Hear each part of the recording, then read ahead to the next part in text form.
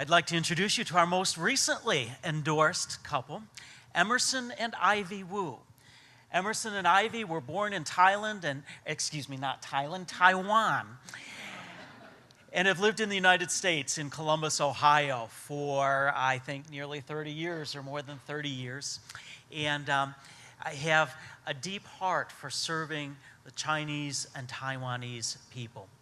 And Ivy, I remember meeting you. You were introduced to me by Dan Taylor a little over 2 years ago at the Introduction to American Baptist Life Conference in Orlando, Florida. And Dan said, there's someone you need to meet who's interested in mission service. Can you tell us a little bit about where you've come from, and especially the cross-cultural ministry that you've already been involved with at The Ohio State University?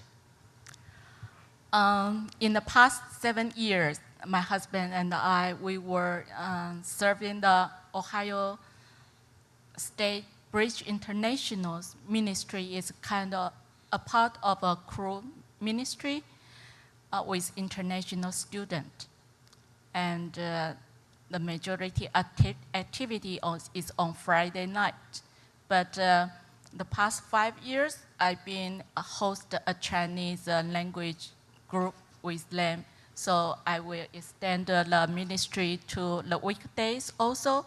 And there has been a period of time on Saturday morning with worship on campus apartment complex. And you also now serve as a pastor, is that correct? Yes, the past half year, I was a pastor of a Taiwanese church. And Emerson, tell us a little bit about your background and what you've been doing these past 30-some years. I'm in the IT field, and I still work for the Department of Taxation as an IT manager. So when people ask me, when are you going to retire? I say, I'm waiting for him. Whenever I raise the 100% of the support, I will be out. We heard from Dago and Delia how the purchase of a property played a significant role in confirming their sense of call. I know that for you, the sale of a property confirmed a sense of call. Can you tell us that story? Yeah, when Jim, in year 2011, last year in January, and talked with us, they have a mission opportunity. So we fill out the application. And then after we fill out the applications, I started a kind of the clean house, try to kind of the paint the house and tear down the wallpaper. And then starting, because we stay in that house for 25 years, so we started try to get rid of some stuff. So first, we have a garage sale. And then on our second garage sale, they have a neighbor and come say, that's your house for sale too? And by that time, I was so surprised because I did not put any sign on the yard say house for sale. I even did not have a talk with the realtor yet. I was thinking about to prepare house, clean up everything first before approach the realtor. So my response to them say, well, it's not good timing because the house painting is only partial, and then the wallpaper only tear down in a lot of place.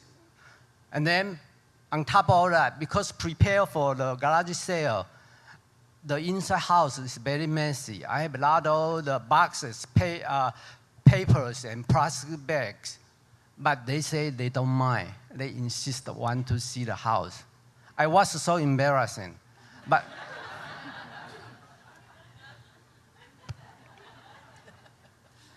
after they look at the house, they made a reasonable offer. Praise the Lord. The Lord that surprised us. And we sold the house so that we can pay our debt. Now, after this, on the day of the closing, when we get home, and Ivy point out to the sky to me, say, cry out that, Emerson, look at the sky. The huge cross on top of the roof house. So we realized that the Lord had been with us on the day one when we fire in the application through the closing. It's just within 3 or 4 months from we start to begin and we turn the house over. And God just seems like move us overnight from this place to the other place. Because when we are going to move to an apartment, the night before until 1 o'clock, I still did not do anything with the master bedroom. And God sent his brothers and relatives next day come over, just grab everything and move to the apartment. That God just move us with a breeze. When we have a worship on the Wednesday, come to see our worship, we have a lot of the picture and the something. There is another garage sale story in there, and I have something we can show you. So come to see the worship. When I first saw the announcement on the website about your endorsement, I had to go look at my map. I didn't know where Macau was. So I learned something. Tell us a little bit about Macau. What's the weather like? Is it like Columbus, Ohio? Macau is beside Hong Kong, so it's a tropical area. It's very humid, very hot, especially in summertime, and with a lot of typhoon. And Macau is two islands connect with 3 big bridges. So we heard if a typhoon came and the weather so bad, the bridge will completely close, and the ferry across Hong Kong or the other place will close also. So is Macau a large place? Macau is about 8 square miles. How many people have went to the Manhattan? Macau is about 1/3 of the Manhattan, the size. And the population density is higher than the Manhattan. And the living expense will be very close to San Francisco.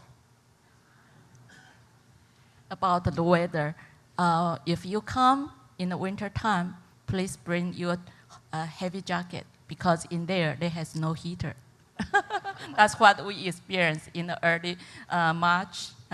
We still need very chilly over there. So it's very highly densely populated in a very small area, but it's a big tourist destination. About 75,000 tourists a day? What do they do? Well, Macau, as you know, is a casino environment. And their revenue is even greater than Las Vegas. So each year, there are 28 million visitors come to Macau. That's one day, about 75,000 people come there. So what do? There are a couple of places they are doing. Either they are go to shopping, or either they are sleep in the hotel. Why? Because at night, they spend a lot of time in casino. So you said there was an amazing thing that caught your eye in the hotel. Tell us about that. Yeah, in the hotel, the summer hotel, you will see that one thing is very special. You will see a police stand in front of one special room. First, I don't know what is that, but when I go there more close to see that, it's a police try to guard on that casino door. The lot of the hotel, inside the hotel, they have a casino. And only 18 years old above can go into casino. So the police is stand in front of all that casino room. Obviously, you're bilingual. If you grew up in Taiwan and you've learned English, so is language going to be a new challenge for you in Macau? Oh yes. For Ivy, she say, well, she can pick up that, but for me, it's a challenge. The language, Chinese language, the main language is Mandarin. Then the rest of them is more like a dialect. Like I speak Taiwanese, and then Macau is speak Cantonese.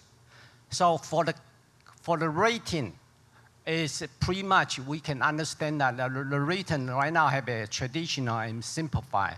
It's easy to get in on that. But for the speaking language, the totally cannot communicate.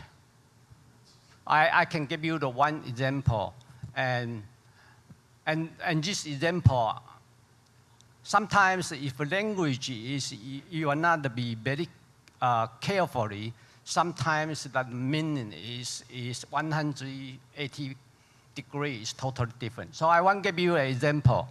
For the Chinese say 是, and Taiwanese say 喜, and then Cantonese say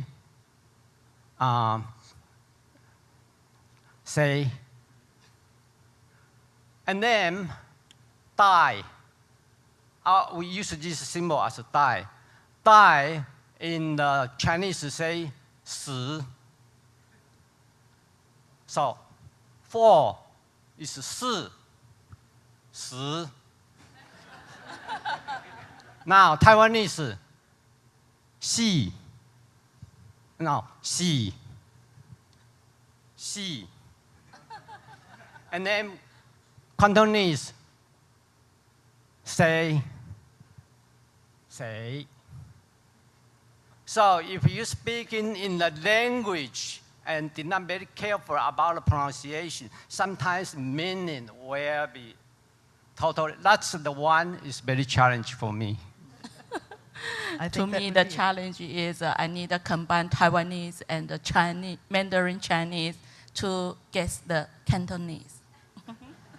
It just sounds like a lot of confusion for me. But you had another odd experience at a restaurant one day.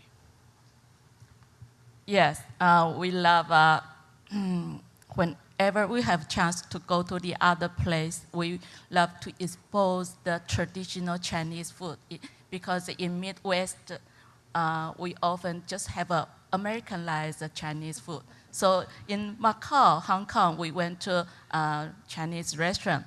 And I often like to have a hot water as a drink.